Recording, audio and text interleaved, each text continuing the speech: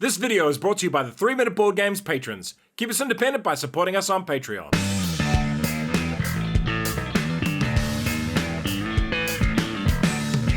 Kia ora koutou and welcome to Black Angel in about 3 minutes. It has a solo mode, it's a game for 1 to 4 players, playing time is long, and it's a pretty complex game. Humanity might be doomed, and Earth certainly is, but on the Black Angel, humanity has a chance to survive. You're one of the AIs controlling this deep spaceship, using your robots to protect humanity in their long voyage to a new home.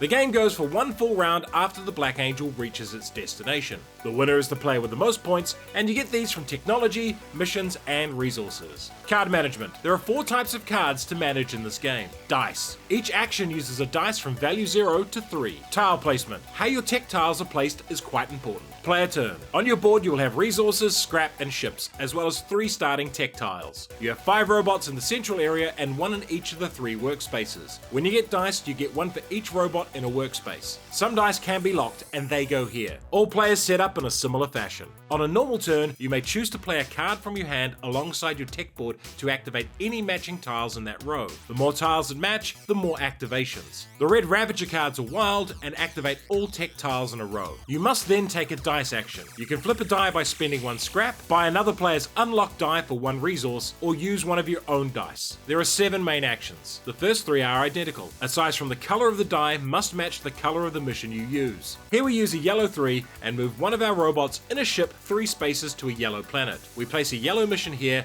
as well as one of our robot markers to show we own it. The 2 red arrows show this is a mission that scores when it drops off the board. The owner gets the bonus on the left and any player with a dock ship the bonus on the right. Once a non-drop-off mission is placed, you can take a die action to use it. Here we spend a green die to get robots, and here a grey die to spend resources for victory points. With this sort of action, the more the die value, the more times you can use it. When you place a mission, check for red Ravager symbol showing on the board. Draw that many cards and place them on the Black Angel. This action has a Ravager card on it, which requires us to discard a card first. We then take this action to remove Ravager cards to our hand. Ravager cards do damage to systems and dice. Use a grey die here to remove that many damage cubes to your scrap. The yellow die can be used to buy tech tiles. Slide them onto your board 1 at a time. Black tiles leaving the board become scoring tiles. Then end your turn by drawing a card matching the color die you used. If you don't do a normal turn, clear the cards beside your tech board, move the Black Angel ahead 1, and collect dice. When a mission leaves the board, add them to your victory pile. They increase the maximum amount of points you can score for each tile. Why would you like this game? Black Angel is a busy game with a lot of moving parts, from card management and dice manipulation through to moving little robots around in tiny spaceships. There are quite limited actions, but it's how you use your dice and the order you choose to do your actions in that matter. And with all those moving parts, there is a heap of potential engines and combos to find. At its core,